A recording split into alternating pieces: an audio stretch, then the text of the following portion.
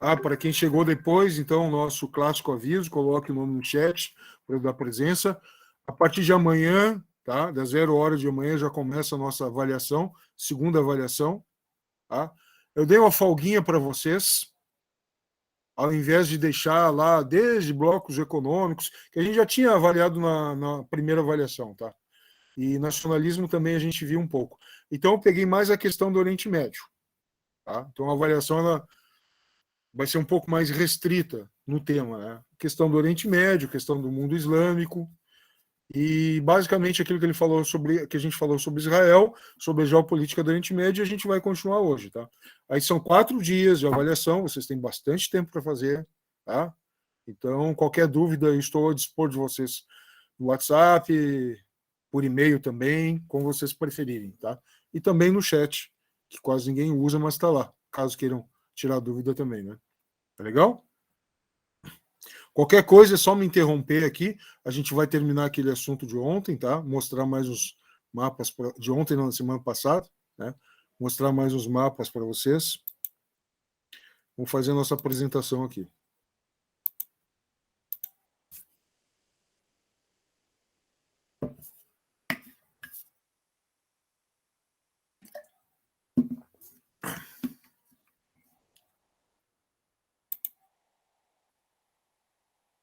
Bom, só uma rápida lembrança, tá? 4 guerras básicas de Israel. A primeira, porque era para dividir assim, como está aqui, ó, o roxo para os palestinos, o bege para os israelenses.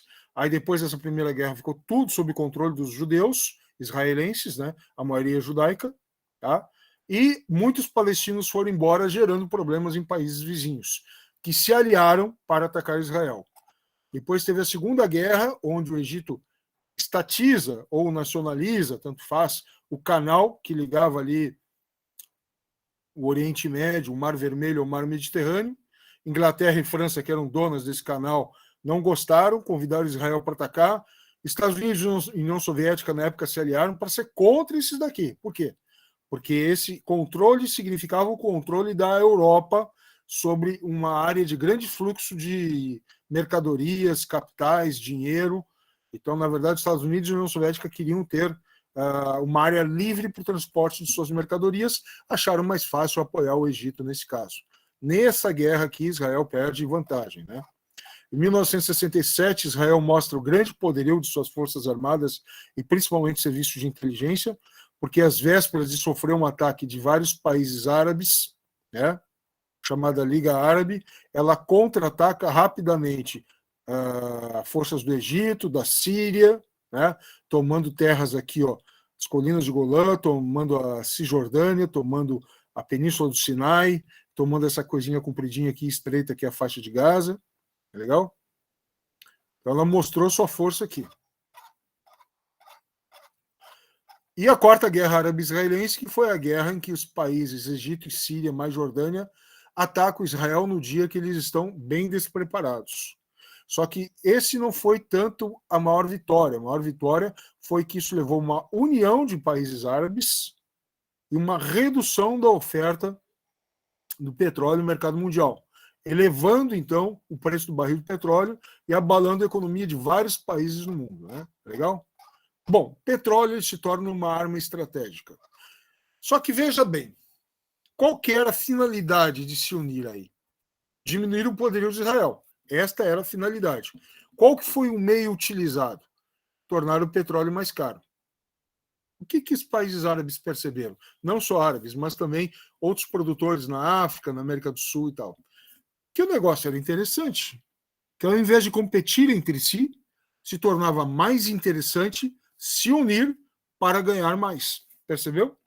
Então, um meio para atingir um determinado fim, que era elevar o preço do petróleo para atingir o fim, que era diminuir o poder de Israel, se torna mais tarde o próprio fim em si mesmo. Porque em 1979 nós teremos outra alta do barril de petróleo no mercado internacional, e não é por questões levando em conta Israel. É por outras questões que nós vamos ver. Né? Bom, em Israel, os palestinos eles se unem em várias organizações, e uma única organização chamada Organização de Libertação da Palestina, tá? E começam as negociações de paz. Essa paz ela nunca foi plenamente atingida, né? Porque assim que um grupo ratifica um acordo de paz, vamos supor a OLP, aí sai uma facção mais radical dali e diz, não, mas eu não aceito. E eu vou continuar fazendo o terrorismo, porque o meu objetivo final é que Israel saia dali. Então, grupos mais radicais como o Hamas, por exemplo, eles querem que Israel simplesmente deixe de existir. E os radicais israelenses, que têm lá dentro também as divergências internas, eles querem controle total de Israel sobre os territórios que habitam palestinos. Ou seja, os mais extremistas dos dois lados não aceitam acordos de paz. Nessa foto aqui, tu está vendo um ex-líder israelense chamado Yitzhak Rabin e um ex-líder palestino chamado Yasser Arafat, que os dois já faleceram. Tá? Esse aqui faleceu por mortes naturais, causas naturais, e esse aqui foi assassinado. Tá? Eles estão sendo aqui ciceroneados, né, pelo Bill Clinton, ex-presidente dos Estados Unidos, que inclusive fez aí uma das melhores gestões no governo dos Estados Unidos, e em 1993 teve os famosos acordos de Oslo, na Noruega. Geralmente se utiliza um país que não tem nada a ver para ser um território neutro, né? E ele está propondo um acordo aqui, quer dizer, depois de várias negociações, né? A finalização do acordo, isso aqui é só um ritual, tá? Não é que os caras se entenderam ali na hora. Na verdade, as negociações já ocorriam há muito tempo. E houve negociações aqui para dividir o território israelense e criar territórios sob a administração palestina. Isso realmente foi feito. Só que os territórios sob a administração palestina são governados por um governo palestino que tem um braço armado, que é o Hamas, né, na faixa de Gaza, que não aceita Israel. Mas quem que assassinou o líder israelense? Muitos vão pensar, foi um palestino que é rival, né? Não, foi um judeu. Peraí, mas o líder aqui não é judeu também? O Yitzhak Rabin? É. Mas quem que assassinou ele foi um judeu? Sim. Foi um judeu radical que viu ele como um traidor. Por que como um traidor? Porque fez um acordo de paz. Então, pessoal, é assim que rola, viu? Mesma coisa, quando o Egito fez acordo de paz com Israel, o ex-presidente deles, chamado Anwar Sadat, estava andando numa carreata na rua aqui, que nem o presidente do Brasil faz às vezes, de moto, e ele levou um tiro. Assim como o presidente dos Estados Unidos lá, o ex-presidente dos Estados Unidos, o John Kennedy, levou um tiro de fuzil. Né? Então, certo está o Papa, né, que usa Papa Móvel, que é um veículo blindado. E assim mesmo já tentaram matar ele. Né?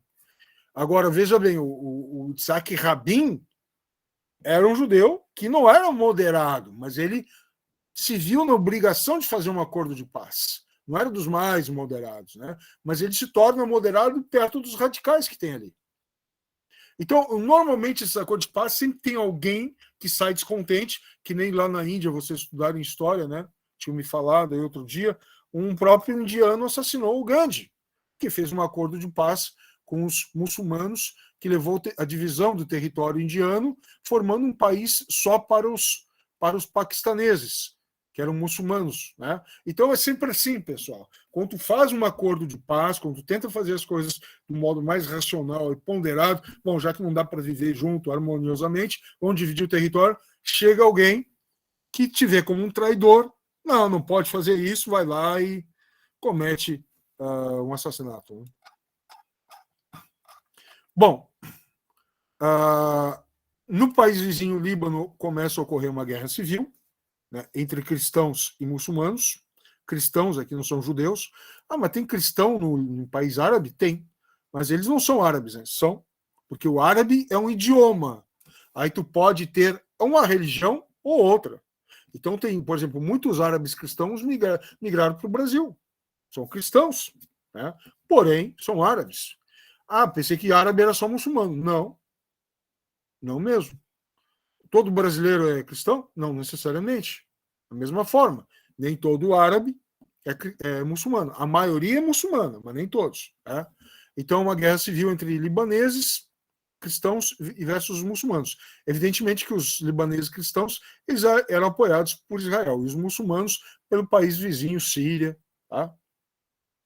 Bom, é o seguinte, aí ocorre uma invasão israelense do Líbano, né, para expulsar a OLP de lá, a Organização de Libertação da Palestina. Isso aqui antes dos acordos de paz. E aí Israel cometeu uma coisa que foi considerada crime internacional. Ela massacra 2 acampamentos, Sabra e Shatila, porque sabia que nesses acampamentos se escondiam terroristas palestinos. Só que o que acontece nesses casos? Matou civis inocentes. Matou civis inocentes. Então é muito complicado isso, porque quando tu lida contra o terrorismo, tu não luta contra um inimigo fardado, com uniforme, com distintivo de outro exército, olha, eu sou teu inimigo. Não, tu luta contra civis, gente que está misturada. E o terrorista, ele usa isso, né? Ele usa justamente a população civil como escudo humano. Cara, isso aí é uma técnica que está sendo aprendida por bandidos brasileiros, acredite se quiser. Não sei se vocês já ouviram falar do novo cangaço brasileiro. Assaltos, principalmente em cidades pequenas do interior. Se bem que teve ali em Santa Catarina, no sul do estado, em Criciúma, não faz muito tempo, quadrilhas fortemente armadas assaltaram bancos da cidade. Só que o que elas fazem? Elas fecham as portas de entrada para a polícia não chegar, então as rodovias de principal acesso, e se tem gente no banco, põe as pessoas enfileiradas na rua. Por quê? Porque daí se a polícia vier, as forças policiais vierem para render os bandidos, elas não podem atirar, porque tem um escudo de pessoas inocentes na frente. Então os caras aprenderam, os bandidos brasileiros aprenderam, o crime organizado brasileiro aprendeu técnicas de terrorismo que está aplicando hoje em pequenas cidades do interior. É um troço assim, impressionante isso. Né? O que começou a acontecer nos anos 80? Né? Não tinha como os palestinos derrotarem o governo israelense. Então começam ataques de rua.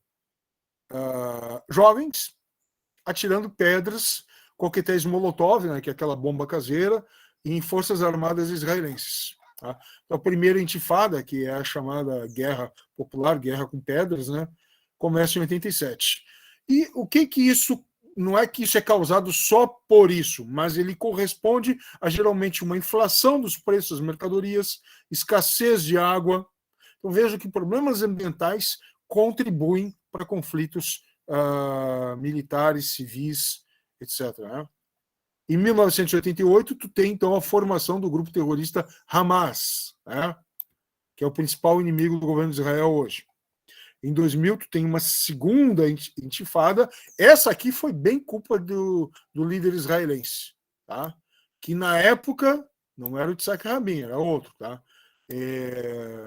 Ariel Sharon visitou a Esplanada das Mesquitas. E a Esplanada das Mesquitas, o que é a Esplanada? É uma praça onde tem várias mesquitas, que são as igrejas dos muçulmanos. E proferiu alguma coisa que os muçulmanos não gostaram, e isso levou a mais revoltas ainda. Os israelenses saem do sul do Líbano no ano 2000, mas daí começam ataques de outro grupo terrorista de lá, o Hezbollah, que é apoiado pelo Irã.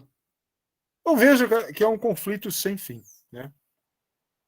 E as questões que são mais sensíveis hoje para eles, né, são aqui, ó.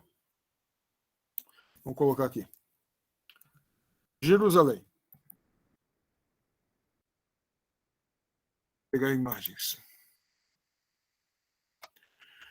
Jerusalém, tá, é uma cidade sagrada para 3 religiões: o Islã, o cristianismo e o judaísmo. Legal? Então, o que acontece? Tu tem setores dentro de Jerusalém, tá? Vamos ver aqui esse mapa aqui que tá legal. Um mapa turístico. Tem gente que vai. Então, tá, tu tem setor cristão, tem setor armênio, né, que tem a religião cristã ortodoxa, setor judeu, setor muçulmano. Os judeus radicais, eles não aceitam dividir a cidade. O que tinha que fazer aqui? Botar um muro aqui, ó, dividir de vez. Né?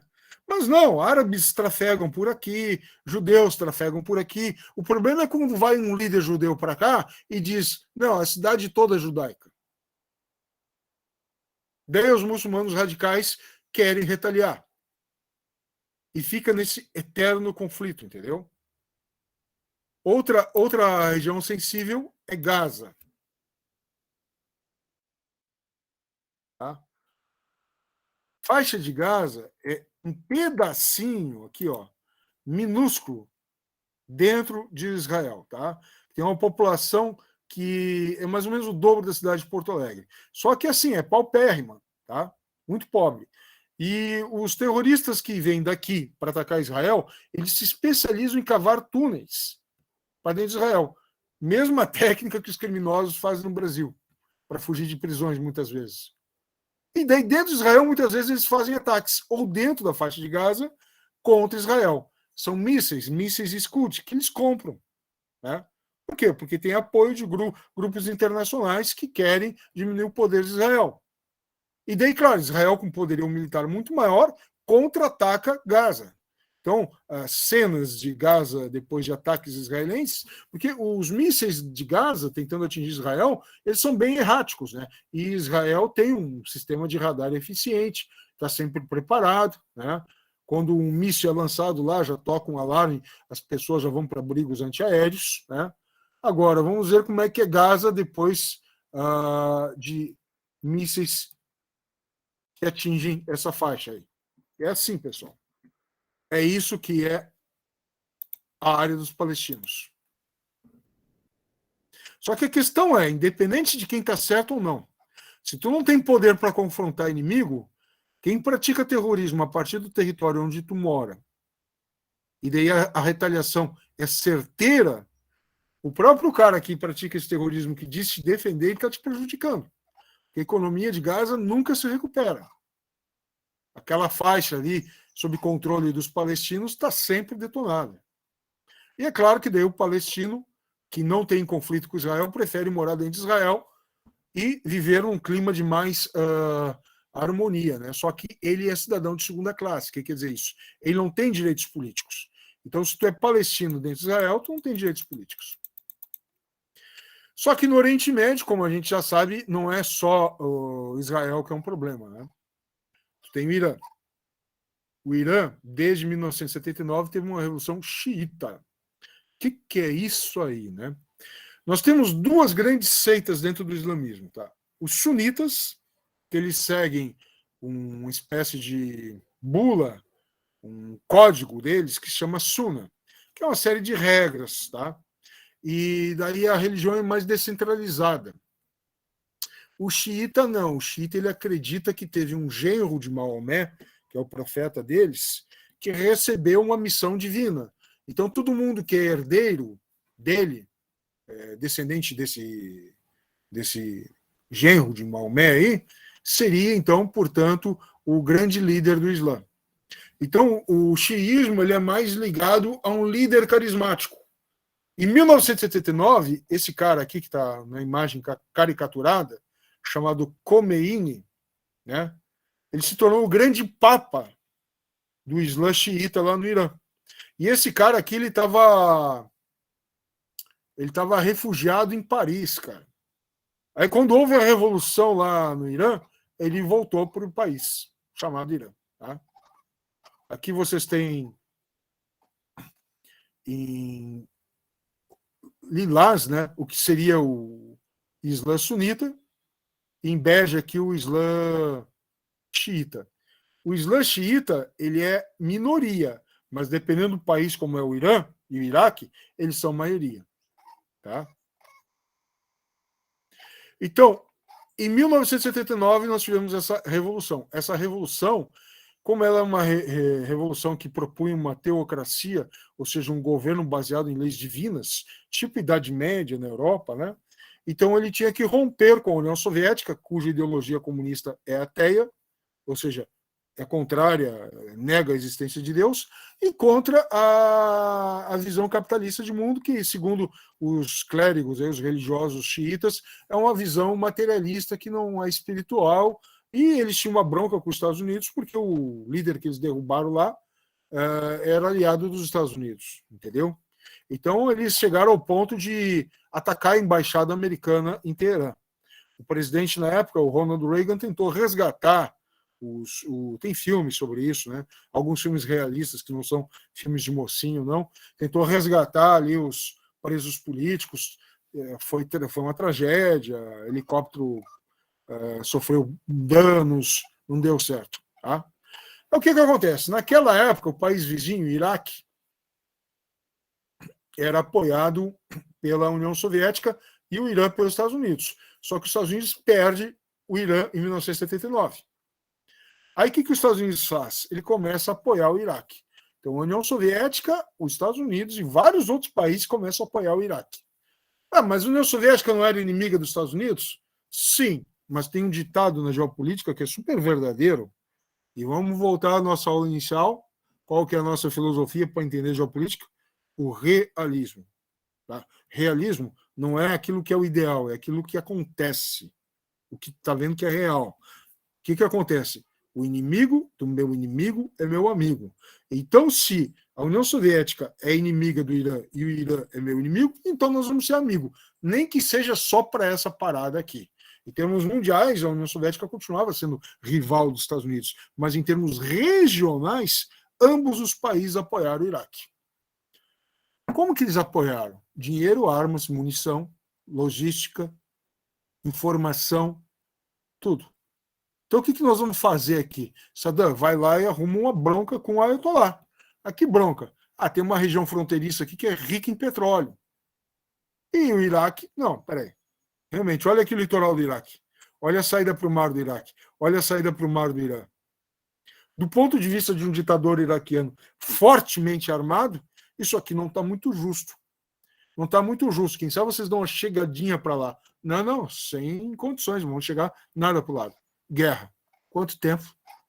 8 anos de guerra, quase uma década. Centenas de milhares de mortos por controle dessa região aqui. A Praia dos Árabes. Shat el Arab, a Praia dos Árabes. Né?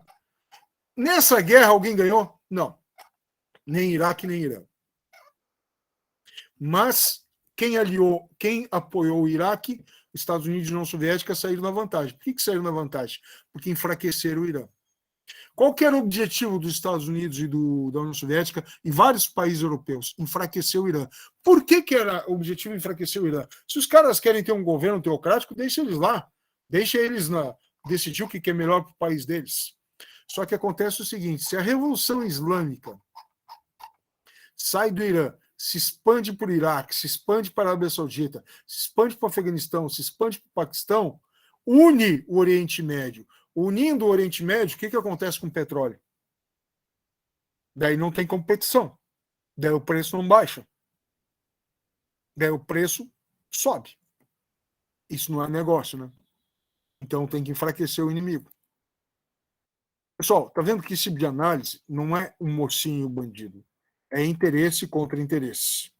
E o aliado de hoje pode ser ter um inimigo amanhã, como foi no caso do Afeganistão, com a Al-Qaeda, com o Talibã, com a Al-Qaeda, com os Mujahideen, que depois criaram a Al-Qaeda, que se tornou inimiga dos Estados Unidos. Os Mujahideen, eles eram aliados dos Estados Unidos inicialmente.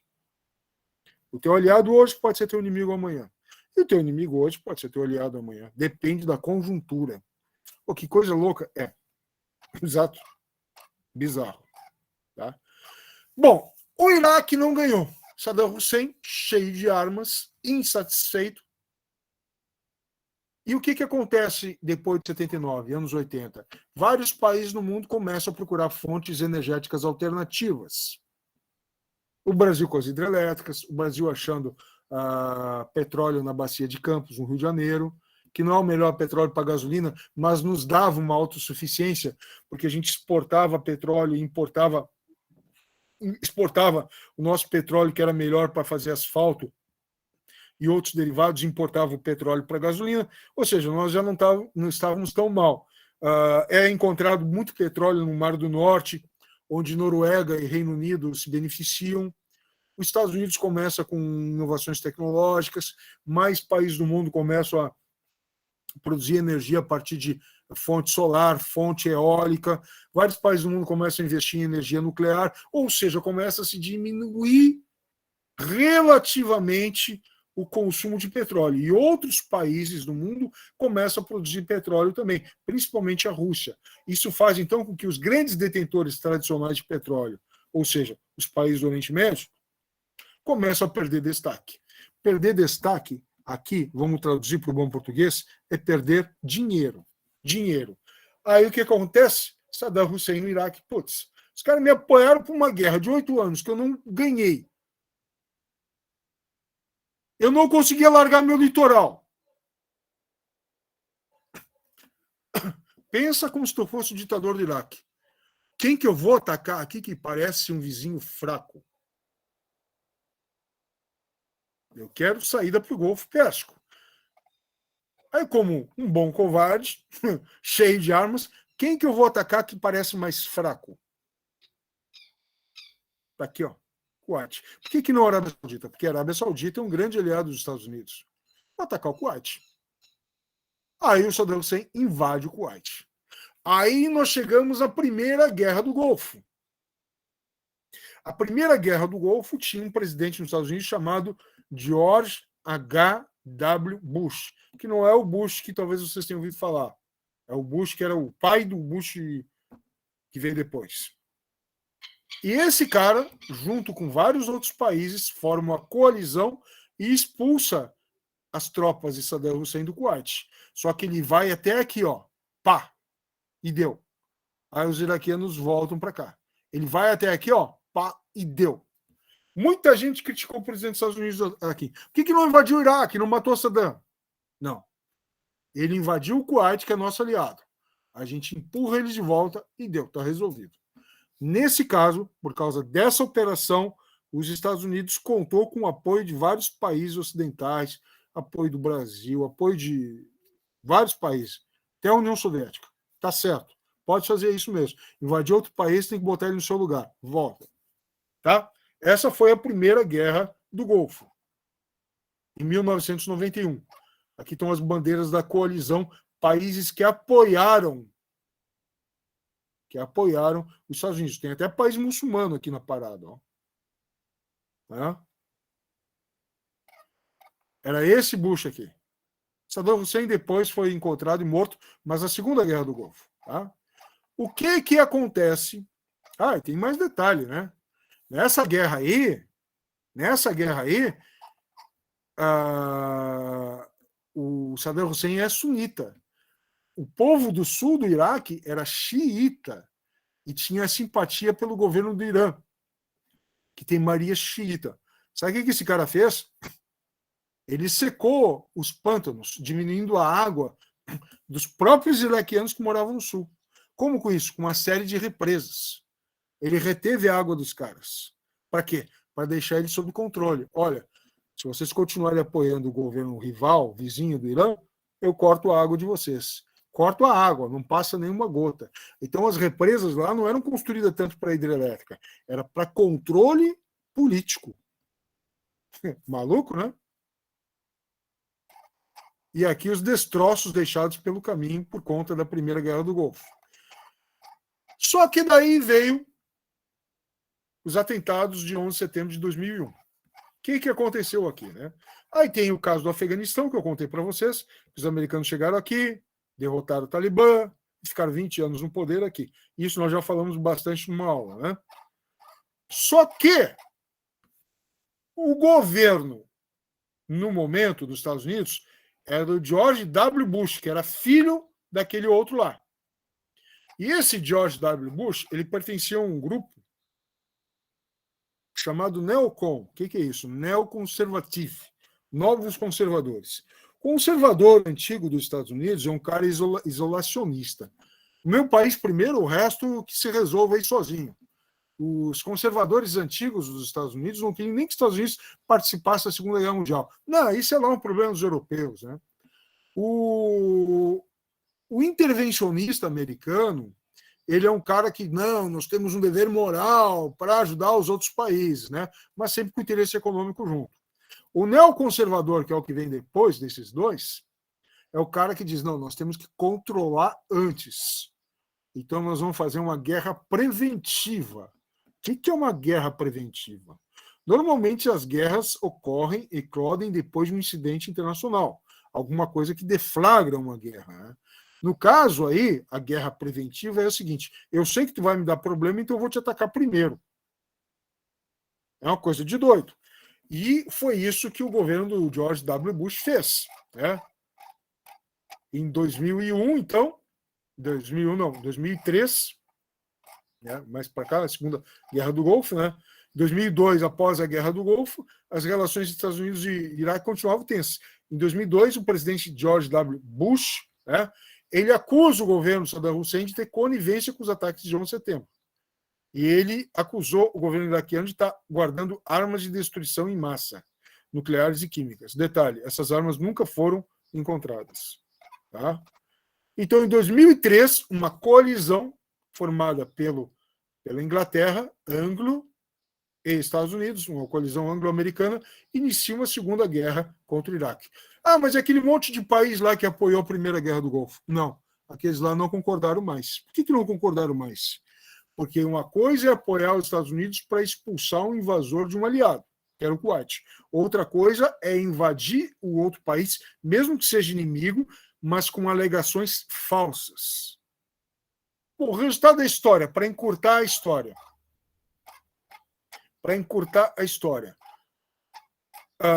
Deixa eu ver aqui, eu peguei aqui uma parte aqui da... Onde é que está isso? Iraque. O Iraque ele foi dividido em 3 zonas. Vamos ver se eu pego um mapinha melhor aqui. Esse aqui está bem bom. Foi dividido em 3 zonas. A zona norte, controlada pelo povo curdo, a zona sul, controlada pelos xiitas, e a zona intermediária, controlada pelos sunitas. Mas isso é bom? Em primeiro lugar, isso é caro, porque as tropas americanas tiveram que ficar ali. Mas ali elas tiveram muito mais sucesso do que no Afeganistão. Por quê? Porque o Iraque era um país mais evoluído. E foi criado um sistema federativo ali, onde os xiitas controlam mais ao sul, os curdos mais ao norte, e o centro mais com os sunitas. Mas por que isso é uma boa? É uma boa para quem domina, porque tem aquele velho ditado que vem lá de trás da antiguidade: dividir para conquistar. Tu divide o inimigo, tu conquista mais fácil, porque tu cria conflitos entre eles. Então os atentados terroristas continuaram aqui. Porém, isso enfraqueceu a força do Iraque para combater aliados ocidentais dos Estados Unidos e da Europa fora. Então, por exemplo, o Iraque já não é mais um problema grave para a Arábia Saudita, não é um problema grave para o Kuwait, também não gera turbulência no Irã, porque eles têm disputas entre si. Mas tem eleição, está muito mais organizado que foi o Afeganistão. Depois vem a guerra da Síria por conta disso, mas isso aí vai ser para a próxima aula. Tá? Uma coisa que eu tenho que dizer para vocês é o seguinte, como uma coisa é confusa, tá? Porque é uma guerra que parece de todos contra todos.